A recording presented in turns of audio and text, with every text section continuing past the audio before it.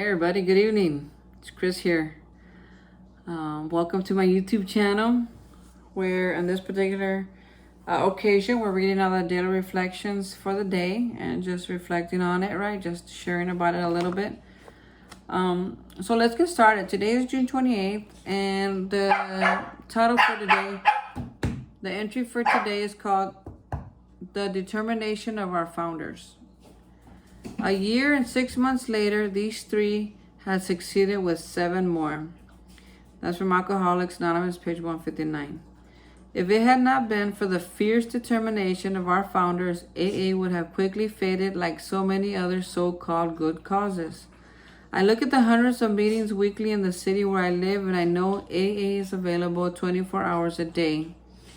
If I had to hang on with nothing but hope and a desire not to drink, experiencing rejection wherever I went, I would have sought the easier, softer way and returned to my previous way of life.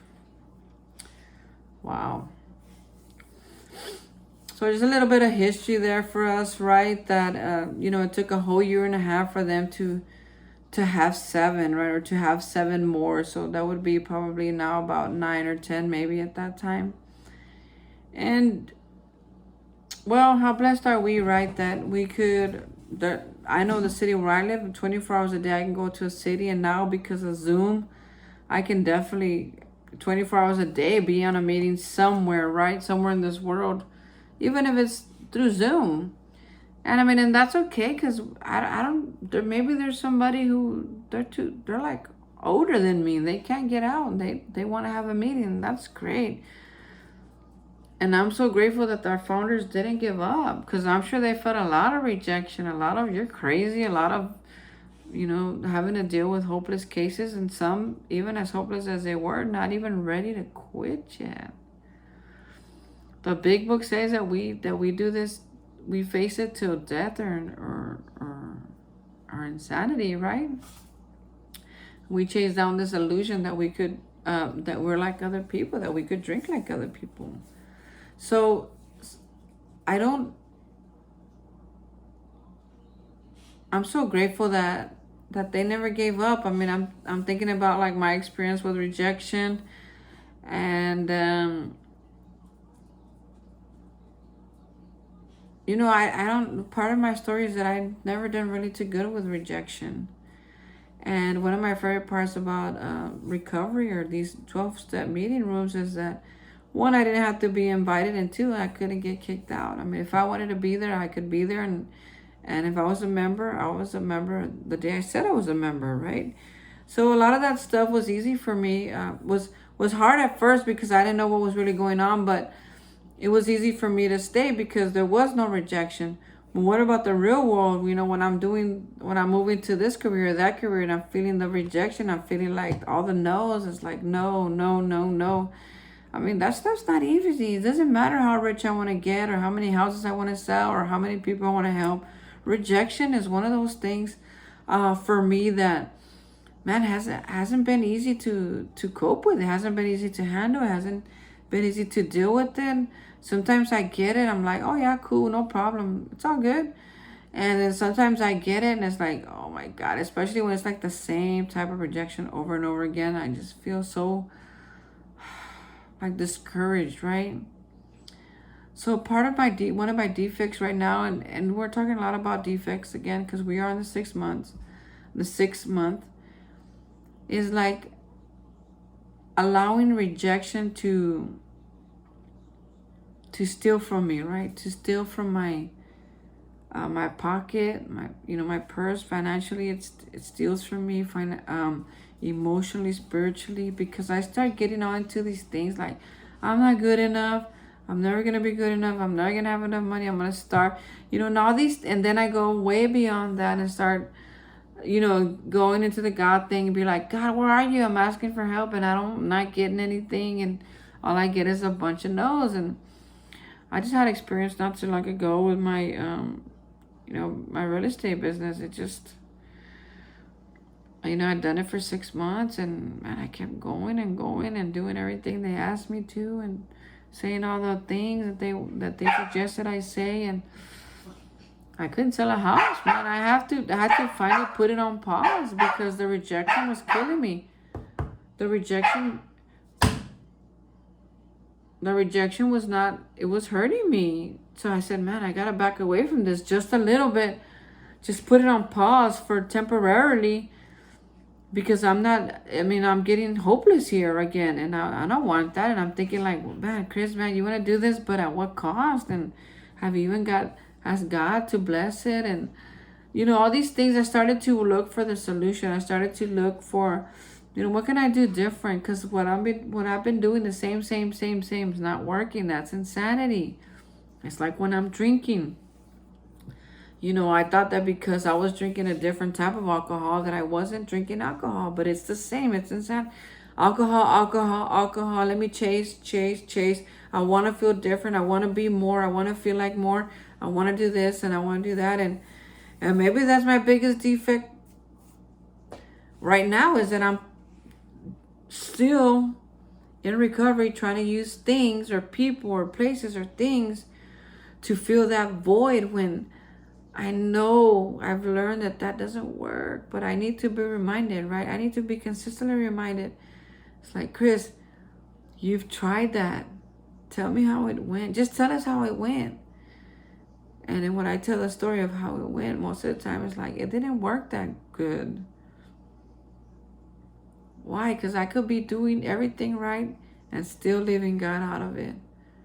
I could get a lot of good results and still be leaving God out of it. Well, that doesn't make sense. I know it didn't make sense to me either when I was first told that. When they told me, "Are you sure God's in this? Are you really relying on God?" And I was like, "Yeah, God's really on mine." I was having a great day, and my friend, I felt like she was being a bubble buster, but I don't know what gave her the audacity to say that, but she did, and she said, "Just read it in the 12 and 12." So I went to the 12 and 12 and I started reading. And it talks about there how I could have God. I could be praying and still have God out of my life. Why? Because I'm praying, God help me, but I won't let him. God help me change the situation, but I won't let it go. God, I don't want to do this anymore, but I'm still doing it. Who's running the show then? I am still. That's what it looks like. But if God's really in it, I'm not doing things. I'm not forcing things. I'm not chasing things. I'm thinking more clearly about this decision I'm gonna make, not out of fear, but out of knowledge, out of wisdom, right? It's like, hey, Chris, you want to think about this a little bit? And I knew what I was doing. I knew the stuff that I was doing behind the scenes. Also, character defect, not sharing with anybody. I think that because I'm single, I could do whatever I want. I won't hurt nobody. If that's not true, I hurt other people involved. So having that fierce determination to do the right thing under all circumstances, man, that's a good one. And that can get hard when nothing's still not going your way. 9 months later, you still can't catch up. 9 months later, 2 years later, 3 years later, 4 years later, 5 years later, still single, haven't met the right one. Giving up on love, giving up on life, giving up on what am I doing here? If I don't want to just work. I want to live. I don't want to just survive. I'm big on not living a mediocre life. Am I content? Yeah, but I still want to live a badass freaking life. And I'll do whatever it takes. But rejection gets me down sometimes. Too much of it all at once. So I'm grateful that today, because I can think more clearly, at least a little bit most of the time, that I can at least say, you know what, Chris, take a pause from that. Just back up a little bit, just back up a little bit, just enough to where you can revisit that later on. And I've learned that, so I have a failed business venture, or maybe I go for a job interview and I don't get it. Hey, it's not a bad thing anymore. It just is. It happens, right? It happens. I can learn from those experiences. Maybe that job wasn't for me. Maybe I wasn't a right fit, obviously, right? Well, let me go find one that where I am gonna be a right fit, where I can use my talents, where I can use my gifts, where where I belong. That's where I want to go. I don't want to force myself in positions I'm not supposed to be there. And so that goes in business, that goes in relationships, that goes out um, work. I mean, friendships. I mean, sometimes I try to be friends with the people who I think are the cool kids, and I get in their circle, and I think like, man, I don't want to be a cool kid no more. Because I have to gossip, I have to backstab. Sometimes I gotta step on people's toes, and it's like, man, I don't really want to do that. These aren't the cool kids. I want to go what the real cool kids are, where they're just cool because they do fun things, and they at nobody's expense, right? So, I'm grateful that they didn't teach me about the sixth step and then taught me the seventh, and I said the prayer. I'm grateful that after I said the prayer, they didn't close the book and lock it up, because I can go back there as many times as I need to. I mean, I've been in recovery for a while, and I'm consistently in step 6. I'm consistently in there. Not because I'm always like, oh, I'm hyper vigilant on everything that I do. No. It's not like that. It's like when something doesn't work out too many times in a row, eventually I gotta be like, hey, Chris, they can't all be wrong, man. Come on, let's just take a little deeper look into this of what's really going. Let's look at the facts. Let's look at what really happened, honestly and openly. And I'll get to the root cause. Well, I've realized that when this happens and this happens and this happens, I act a certain way, or that I get triggered in certain areas. So I need to look at that. Why? Nobody's asking me to. Why do I do it? Because I'm asking me to, because I made a commitment to live a better life, because I want to live a badass freaking life, because I don't want to drink again, because I don't want to stay crazy, because I want to get better, because I want to have a successful relationship, right? The commitment is mine. See, I can't do it for other people, and other people can't do it for me. I have to do it for myself. I have to make the effort to read my literature, to do the steps, to carry the message, to help somebody, to be a good employee, to show up, right? If I don't show up to work, I don't get paid. As a matter of fact, a few times not showing up to work, and I might just completely lose my job, right?